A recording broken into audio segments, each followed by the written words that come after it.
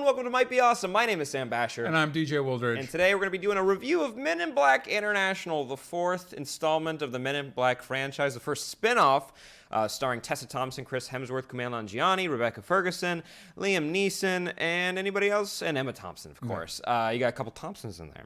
And this movie is directed by F. Gary Gray and is written by Matt Holloway and Art Markham. Your quick synopsis, if you guys aren't familiar with Men in Black, is the Men in Black have always protected the Earth from the scum of the universe. In this new adventure, they tackle their biggest threat to date, a mole in the Men in Black organization. Dun, dun, dun. And this movie's coming out this Friday, June 14th, and is currently sitting at as of this recording. Yeah, at a 31% on Rotten Tomatoes. When we pulled the asset, I checked literally right before we started recording. It dropped down. It was at 35%. It's been fluctuating, but you get the idea. You get it. And the critical consensus, it says right here, is amiable yet forgettable. MIB International grinds its stars' substantial chemistry through the gears of a franchise running low on reasons to continue. That's a youch from me. That's pretty rough. Yeah. But really quick, I'll say that the first Men in Black film, like most of you, is probably beloved. I really enjoy just every aspect of what the original Men in Black film had to offer, from the chemistry of the actors to the world building to the little tiny things that we're all kind of vaguely aware of when it comes to alien abductions or UFO encounters. And it all validates it in a fun way where they use those conspiracies to their advantage. There's a lot of very cool world building. Yes. I also... And then 3 movies happened after that. Yeah, 3 movies have happened since then. I also love the first Men in Black movie, and I also rewatched it fairly recently, and it held up really well. There's this sweet spot of early CG where you couldn't use it all the time, so there's still a lot of practical effects. And it's like the peak of practical. We stopped trying once CG kind of became like the thing where let's stop bothering practical effects. So we hit like this pinnacle, and it still looks really good for the most part. And I actually didn't see the other 2 Men in Black movies because... Oh, not a true fan. Yeah, I did, exactly, yeah. Because I heard they weren't great, and right. DJ wasn't spending his allowance on movies that weren't getting talked about well in his circle, so I didn't check those out. So this is the first Men in Black movie I've seen in theaters since the original. And I wish I could tell you, up top that, like, you know, this is actually better. Like, you made a good move, but I can't say that. So walking out of this theater, it's not like our X-Men Dark Phoenix review where the fire alarms are going off in the middle of it. Watch that review. That was a fun one. No, this was just a regular old screening. We were watching it.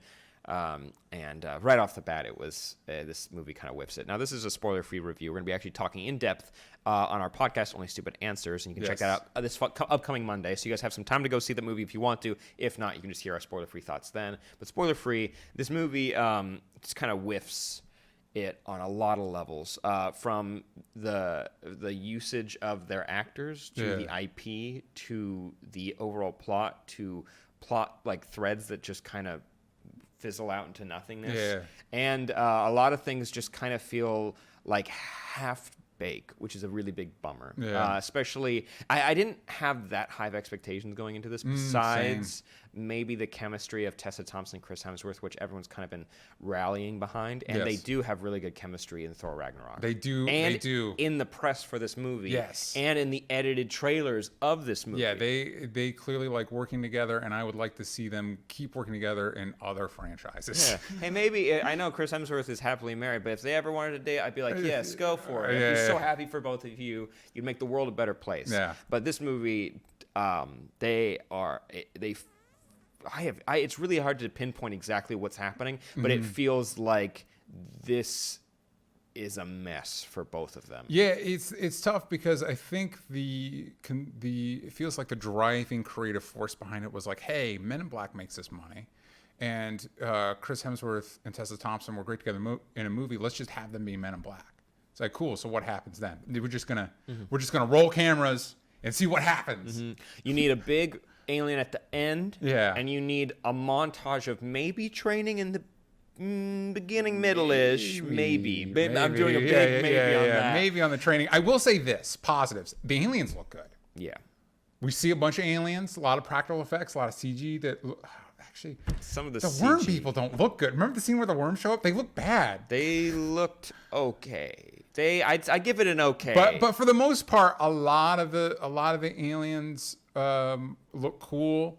It looks like the people making it were having fun. None of that translates into the movie at all. But it looks like they had fun making it. I agree with you that the aliens looked really cool, especially Pawnee, who was Kumail Nanjiani's character. Yeah. There were little tiny details with like Pawnee, like he's wearing armor, and there's actually one thing he can do that happens one time in the movie and doesn't actually factor into anything else in the movie. A lot of things are just used and thrown away. Like it not that everything needs to be critical to the end, like the end scene, the final third act, but it'd be cooler if it was.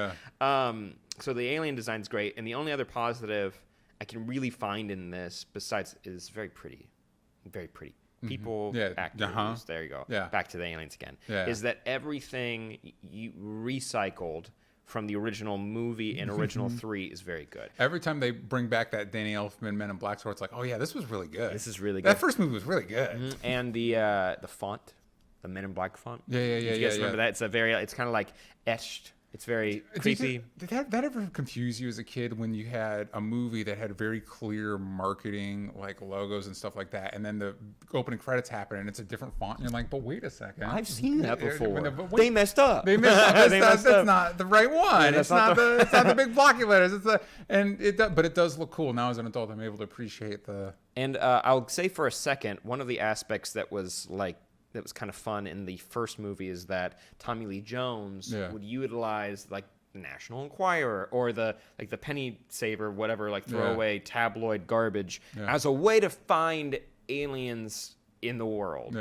That's not used in this, but there's like a wink and a nod to it for a second. There's like one joke. And that was actually a pretty solid joke. That was pretty funny. And I think that's the only time I laughed in the movie. Yeah. And kind of diving into the characters for a second, Tessa Thompson's character, from the trailer, we learn that her main plot is that as a child, she witnessed an alien and she witnessed the Men in Black neuralizing or erasing the memories of her parents. But she's not... her memory's not erased, and so the rest of her life is trying to find the Men in Black and join them.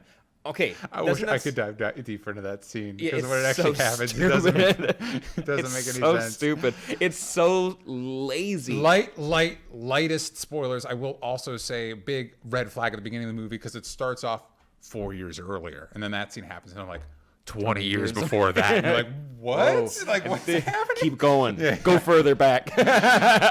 67 years before that. What's going on? That plot is really cool, and then immediately ditched. And now and it's treated just kind of like what I assume to maybe be an episode of the Men in Black cartoon, where it's like this is just an adventure with 2 Men in Black agents, but there's just so much like, maybe this person is doing something. What's going on with them? Doesn't matter. What about this person? Does this mean anything? No. Why does this person know this skill? Doesn't matter. How do these people know each other? Doesn't matter. A lot of stuff, it doesn't matter at the end of the day, which is a really big bummer. And kind of like the big twist, if you've seen the trailer, it's like, you get it. You get it. But I will say, when speaking of the villains, the main antagonists, which you can see in the trailer, are kind of like these astral cosmic kind of... not like shape shiftery, but not the way you'd think. The way that they're visualized is very cool. It is very cool. And also the final big, you gotta get a big thing. So the big thing's pretty cool. The big thing's pretty cool, and they do get a dance sequence. It doesn't make much sense when you think about it, but they are good at dancing. No, it doesn't. It doesn't make any sense. It doesn't make any sense with the way the rest of the scene plays out, which is just kind of like... the way, like Tessa Thompson, it's like she literally like a day ago started, and halfway through she's fixing like a space motorcycle, and it's like, where did those skills come from? I'm not saying you're not capable of it. I'm just saying I don't know where you learned the tools come from. Where did the tools come from? And also, maybe that doesn't matter, you know? Yeah, there's a lot of there's not a lot of cohesion in the movie. There's a lot of kind of just. Things happen. Yeah, things just kind of happen. There's not really a story here. This feels like a textbook example of we have a brand that we want to make movies off of, but we don't have a story to tell. And it's tough to, when you had a first movie that had a very specific tone and a very specific way of laying stuff out. And I think we talked when we were leaving the movie how the first Men in Black is essentially a cop movie just with aliens. And this tries to go for the big blockbustery, like later era James Bond type movie, international type. And that's where the international aspect comes in. But also like Fantastic Beasts, it's international in that you can see monuments in the background, or the sets are slightly different. But I never really feel like I'm in a new area with new types of people and new rules and a new way of having to do things. You know what I mean? They 100% agree. Like when John Wick 3, when he goes to, I think it's Casablanca actually, that he goes to, that place has its own, even though it's another one of those fantastical assassin dens, it has its own set of rules and its own power structure that he has to kind of navigate when he goes there. Yeah, it has a very specific role in the world that they've set up, which is very cool. Again, great video game logic. Big fan of it. 100%. And coming back to Fantastic Beasts for a second, those films you think are going to mean a lot more, especially coming out with the first Fantastic Beasts. You're like, Ilvermorny, that's the American school, right? Yeah. You can go ahead and correct me and yell at me in the comments. But they're like, these like the Thunderbirds, and like, this is this. And then you get there and you watch the movie and you're like, that doesn't factor into anything happening. Now have that in a Men in Black movie, but then have none of the background either. So it's just like, I don't know, man. Like it feels like the international aspect actually doesn't matter whatsoever. Like I don't think there needed to be other branches. There should be if it's a global alien protection agency, or they help refugees and they fight aliens, whatever. Hold on, there's a scene. Another classic, by the way, great Lexus ad in the middle of this movie. There is. Very good. There's a bit, whatever. There's a scene, they introduce their international travel, which is like classic Men in Black stuff. It looks like a subway, but then they get in there and it gets all teched out and everything. But it's like, why? Because they're all Men in Black. What are you hiding? It's not like normal people are on this train. It's the Men in Black train. It should just look like what it's going to. There's literally zero. It's a lot of stuff like that in this movie. There's no reason for this to be disguised as a normal subway because nobody's getting on it as a normal subway. All of you know why it's there.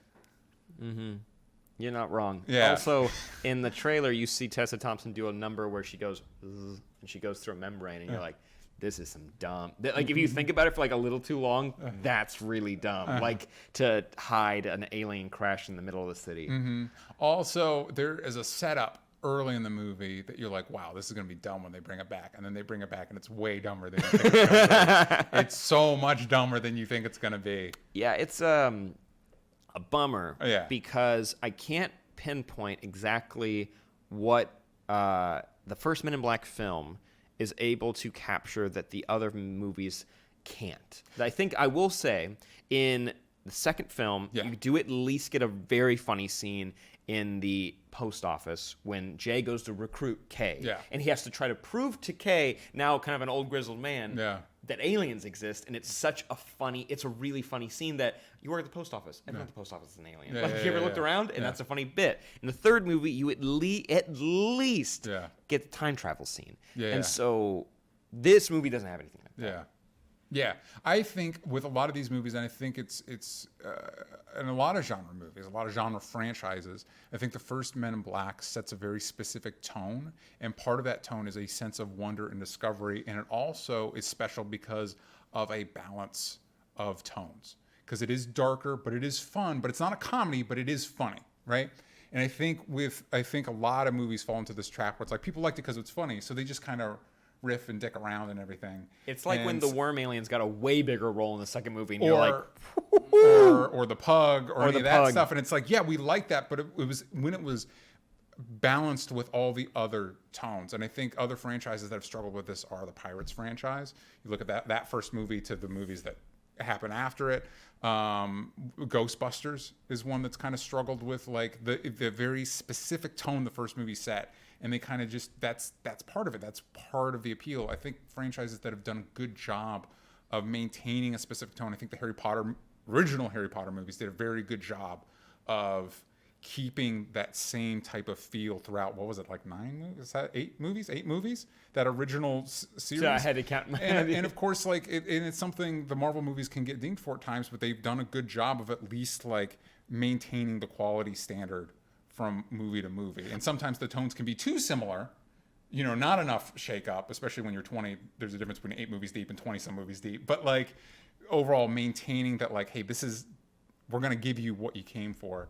as opposed to, and sometimes they get lost in the comedy weeds. You know what I'm like? I would say my light pitch as we kind of come to the end here, we'll rate this movie and just kind of, if we were to rank it, I'd put this at the bottom of the heap of Men in Black. But that being said, the idea of taking Men in Black International and then pitching it as like, okay, what if I told you they were making a Netflix or Hulu series about this, to the quality of a Star Trek Discovery when it comes to aliens, space travel, exploration. There's a lot of there's some room with some of these streaming platforms to kind of dive into the Men in Black and kind of either get a procedural show similar to like an X-Files or a Fringe or what have you, or just have an overarching plot and you just happen to do like kind of pick off different like little mysteries as you move along like the movies do. There's some room for that, and I would actually like to hear some of your guys' pitches for that because I want to talk about that on the podcast. I think that'd be really fun. 100%. I'm also excited to talk about our thoughts on like aliens in the real world because Sam did a very interesting deep dive into the history of Men in Black because it was originally started as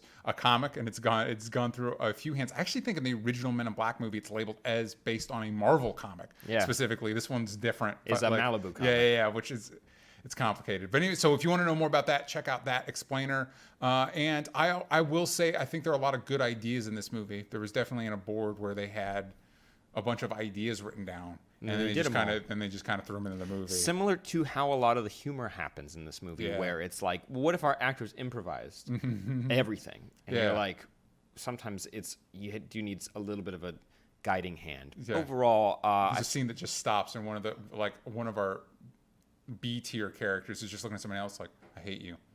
And then the scene moves on. He's like, was that a joke? No, to be fair, everyone else in the theater laughed at that. That's true. We didn't. So there's that criticism of our criticism. There it is. Yeah. So we might be missing something. But to rate this film, rate all of our movies with a fun, dumb score that you all criticize. So here it comes. Out of 71. Why? Yeah. Because it's been 71 years since 1947. That's a Maury Island incident, which you can learn more about in our Men in Black breakdown, where it was the first written down instance of a man in black coming to intimidate someone who saw a UFO or alien. That ended up being a full hoax, which you can learn more about. It's always a bummer. It's always a bummer. Because of course it is. Yeah. It's so out of 71, what would you give this movie? Give it your letter grade first. I'd give this one a solid F. I'd give it an F. So out of 71, I'd give it a 50. What's the... Sorry, I can't figure that out. What's the letter grade? No, but see, that's the thing. The number feels right. 50 out of 71 feels right. That doesn't feel as low as the way we've been talking about it, though. Which is C minus. Do you want to give it a C minus? D plus? D plus feels harsh. That's a C. So yeah, go a little lower. Oh, 40. There you go. 40 out of 71. Yeah, I'll give it a C minus because I definitely think I like seeing Chris Hemsworth and Tessa Thompson on the big screen together. And and the aliens look cool. Yep. I don't know. Yeah, C minus. Yeah, I'd give it a 20 or 30 out of 71. Yeah. I really, you guys, I am disappointed with this because I really like the actors and reiterating for one more time. First movie's great. Yeah. So it's a really big bummer that I can't really find a part of this movie that I can really pinpoint that I really liked. Yeah. There's not really. We're talking about the sets are nice. The background characters look good and things from other movies are good. Those are the positives we found in it. So yeah, it's pretty rough. It's pretty rough. Yeah, so C minus D plus. Yeah, if you want to, go watch the first one. Yeah. There you go. There you go. You can go find us somewhere and you can let us know what you think of Men in Black International. Ragnarok again. Again, aliens. Get those and they look really cool. Ooh. Well, it didn't break anything. Yeah. Pretty good. But yeah, let us know what you thought of this movie down below, as well as the other Men in Blacks, what your favorite are, and rank them because that's going to be fun. We'll talk about that on the podcast. Check that out Monday. Make sure you check out our Patreon, our other breakdowns like for Men in Black, for Pokemon, and our other reviews. We got a bunch of more content coming out this week, specifically, Toy Story 4 early review. That's going to be a lot of fun. You can actually see us record these live, all the flubs, all the mess ups, because there's so much over at patreon.com/onlystupidanswers. Don't miss out. At Sam Basher, at DJ Talks Trash, and at Might Be Social. For everything else, we'll see you guys next time. Bye-bye. Bye.